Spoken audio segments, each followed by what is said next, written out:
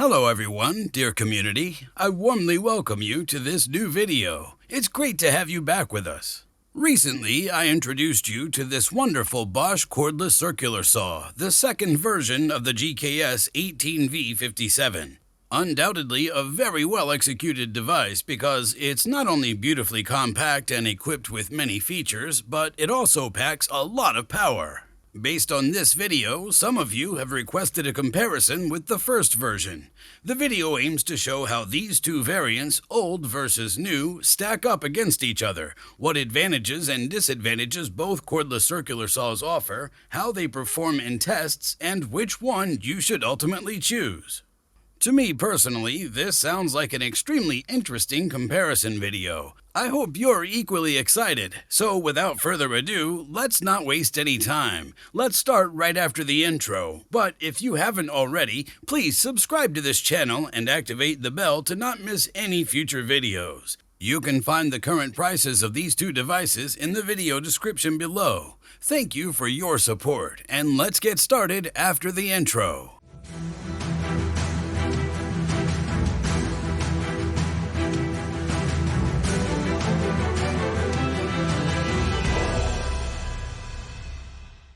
Anyone looking for a compact Bosch cordless circular saw will definitely not be able to overlook these two devices, the GKS 18V-57 and its successor, the GKS 18V-57-2.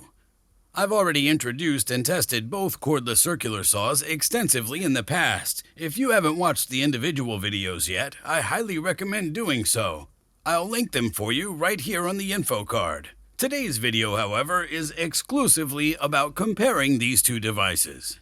We'll examine the advantages and disadvantages of both devices, how version 1 compares to version 2 in practice, and we'll determine which cordless circular saw out of these two is right for you.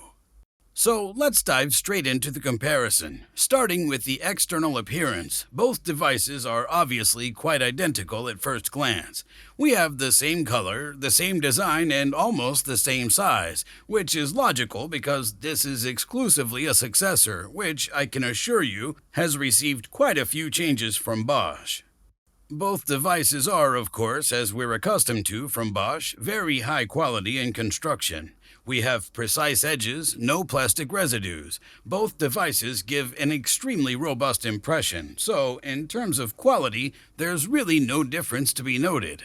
The only thing that is noticeable from the top view is that the new version, compared to the old circular saw, appears to be slightly longer. Upon measurement, however, this is only around 3 centimeters, so it doesn't really make a big difference. More interesting in this regard is now the weight of the two cordless circular saws. Let's start with the old version. Solo, without a battery, it weighs, as evident, around 3,370 grams, which, in my opinion, is definitely acceptable for such a compact device.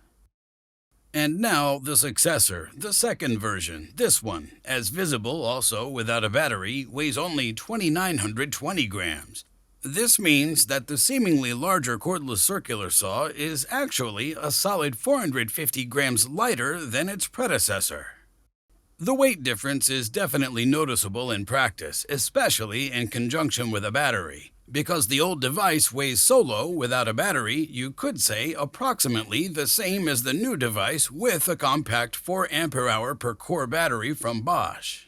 But it's not only the weight, but also the handle itself that's essential for good handling. At first glance, both handles are actually identical. They're very ergonomic, can be gripped securely and comfortably, are almost completely rubberized, thus very non-slip, and have identical controls such as a bolt for unlocking and a trigger for activation.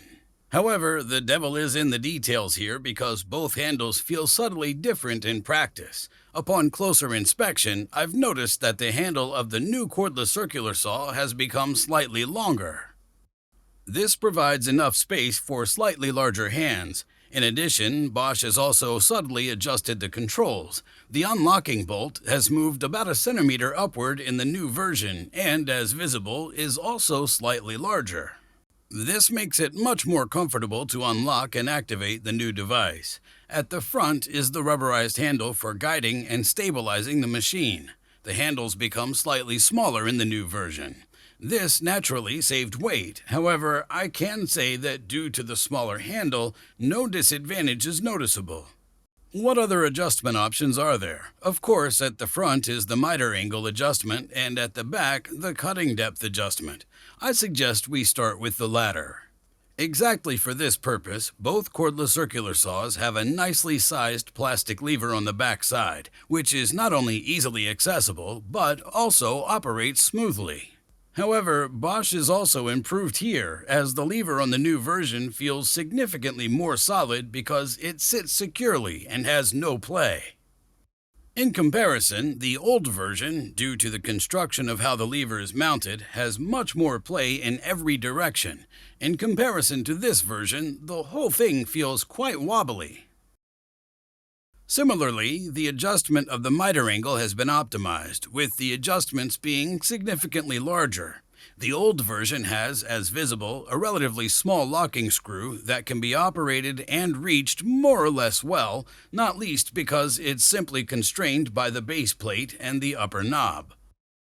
On the other hand, the new device has a lever of the same size as for the cutting depth adjustment. The lever is also, as visible, located at the very front. This allows us to reach it effortlessly and operate it smoothly. Similarly, the indication of the set angle. In the old version, we have a simple metal display with a total of 4 angles, while the display in the new version is much more detailed. Additionally, it automatically locks into place at the 3 most important angles. This is a significant practical improvement and also much more precise. Speaking of precision, what about the guidance of these two machines? It's important to mention at this point that both devices are not compatible with guide rails, but can only be used in conjunction with the included rip fence. This is definitely something to know before investing. Furthermore, in the first versions, as visible, the base plate is made of sheet metal. In the new version, it's die-cast aluminum. This also saves some weight, and as you can see here, the base plate is slightly longer in the new version. This also provides more stability in practice. Another advantage is added. Both cordless circular saws have a dust extraction port on the back side. In the new version, this is, as visible, rotatable 360 degrees and compatible with the Bosch Click and Clean system. This means that this circular saw can be vacuumed much faster, especially indoors. There's also a dust extraction port present, but it's firmly attached. And this brings us to the heart of these two cordless circular saws. As these are identical calibers, we also have a saw blade of the same size. This has a diameter of 165 millimeters on both devices. In connection with this, we also have an identical cutting depth, at least in the 90-degree position. This is a solid 57 millimeters, and there are slight differences in the miter angle of 45 degrees. The old version has a cutting depth of 39 millimeters, and the new version now has 41 millimeters. But there's also a big difference in terms of the drive. While the old version uses a conventional brush motor, the new version has a powerful and efficient brushless motor. This is not only noticeable in the significantly shorter motor housing, but also in the speed. The old version has an idle speed of 3,500 revolutions per minute, and the new version a solid 5,000. In the practical test, I tested both cordless circular saws in conjunction with a large 8 ampere-hours per core battery, which I'd fully charged before the test in order to be able to provide optimum results and comparable conditions. I started by processing a conventional plywood panel, 18 millimeters thick. I completed 2 passes with each of the 2 devices, and on the whole, I have to say that the results looked really good. This means that there were no problems with either cordless circular saw, and I couldn't really notice any significant difference in performance either. In the second test, I increased the cutting depth to a total of 36 millimeters and repeated the same test again. Again, I can say that both devices are perfectly adequate in terms of performance, which means that no overload protection of any kind occurred with either device. Nevertheless, a small difference in performance between the 2 devices is already noticeable at this point. While the old version struggled a little, the new cordless portable circular saw was still unimpressed. For this reason, I've now taken the whole thing to the extreme and tested both devices in comparison on a 54mm thick piece of plywood. This is only 3mm more than the maximum cutting depth that both devices are capable of. In the practical test, I was initially very positively surprised at how well both devices really coped with this maximum load. Certainly, the working speed is significantly reduced under such a heavy load, but so far, there haven't been any major problems. At least, not until now, because after a short while, I noticed that the old version was at its absolute maximum capacity. Just a little more pressure and the overload protection kicked in immediately. Nevertheless, the old version has managed to handle the heavy loads effortlessly. However, in this case, a really significant difference in performance was noticeable, especially since the new device had no issues with the overload protection. Lastly, I now checked the accuracy of both devices in the miter cut at precisely 45 degrees. Without question, due to the mechanism, the angle was much easier and faster to set on the new version. Nevertheless, I also did my best with the old version to set the angle as accurately as possible. Afterward, I performed a miter cut with both devices and verified the results with a protractor. Quite surprisingly, both devices cut a perfect miter angle of 45 degrees. This means the old version is not less accurate if you really take the time to set the angle perfectly. After the extreme test, there was also a significant difference in terms of battery life. In the old version, the battery had a remaining capacity of 2 out of 5 bars, and in the new version, it was still 3 out of 5 bars. This means the new version is naturally more powerful due to the brushless motor, but also more energy efficient. For those of you who felt the practical test went by too quickly, I'll link the detailed extreme tests of these two saws for you right up here on the info card.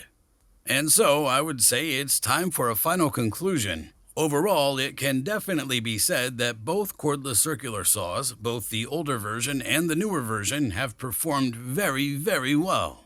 Both devices definitely have enough power to operate their maximum cutting depth smoothly. However, in a direct comparison of these two devices, there are significant differences both in the devices themselves and in the results in practice.